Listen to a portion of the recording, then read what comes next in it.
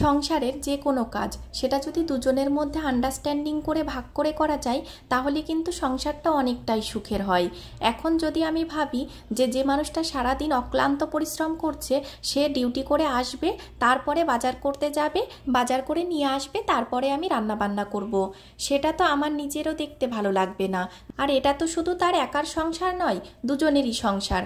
তো সংসারের সমস্ত কাজই যদি নিজেদের মধ্যে মিলেমিশে করি তাহলে কিন্তু একজনের উপর প্রেশারই পড়ে না। আর এরকম কোনো লেখাও তো নেই যে মেয়েরা বাজার করতে পারবে না।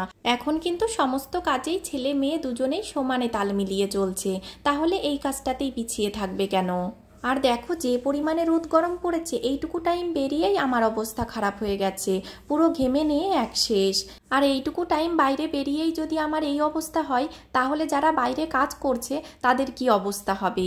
এবার যেহেতু তাদের কাজে যেতেই হবে, তাতে রোদ গরম ঝড় বৃষ্টি যাই হোক না কেন, এখন আমরা তো আছি বাড়িতে, সারাটা দিন তো ফ্যানের নিচেই থাকবো, তাতে একটু সময় গিয়ে যদি তাদের কাজটাকে একটু কমানো যায় তাতে তো নিজেরই সার্থকতা হবে, বলো? এটাই তো পরিবার। পরিবারে যদি একে অপরের কষ্টই না বুঝতে পারি তাহলে সেটা কিসের পরিবার? দেখো তোমাদের সঙ্গে অনেকটা গল্প করে ফেললাম, গল্প করতে করতে কি কি বাজার করে এনেছি সেটাও প্রায় দেখানোই হয়ে গেছে। এখন এটা একটা গামলার মধ্যে ঢেলে নিয়েছি, এখানেও অনেক কিছুই আছে। এখন আস্তে আস্তে এগুলোকে সব প্লাস্টিকের মধ্যে ঢুকিয়ে ফ্রিজে রেখে দেব।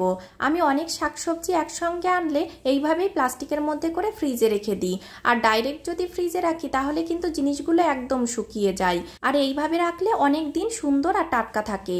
তোমরা কে কে এইভাবে রাখো আমাকে কিন্তু কমেন্ট করে জানিও। এখন দেখো একে একে আমি সমস্ত কিছু প্লাস্টিকের করে মুড়ে ভালো করে টাইট করে বেঁধে নেব।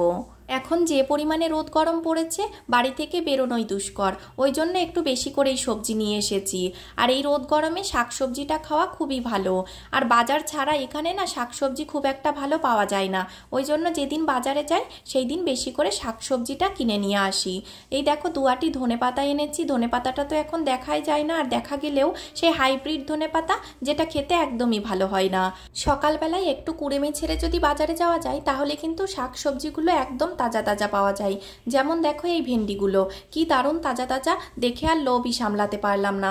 আর দামটাও অনেকটাই কম হয় এখান থেকে। দেখো এতগুলো ভেন্ডি মাত্র 20 টাকা দাম নিল।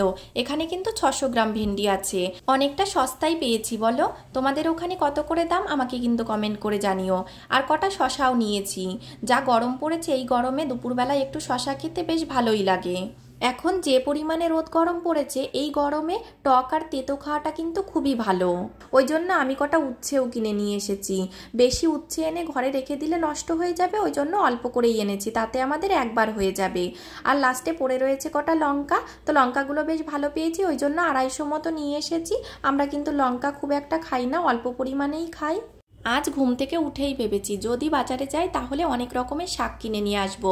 তো যেই ভাবা সেই কাজ, দেখো অনেক রকমের শাক কিনেও এনেছি। তাতে বুঝতেই পারছো যে আমরা শাকটা খেতে খুবই ভালোবাসি। আর এই সামনেটাই না তেমন একটা শাক পাওয়া যায় না, যেদিন বাজারে যাই সেই দিনই বেশি করে শাক কিনে নিয়ে আসি।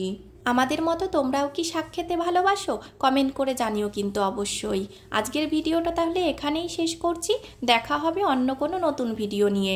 সম্পূর্ণ ভিডিওটিতে পাশে থাকার জন্য অনেক অনেক ধন্যবাদ।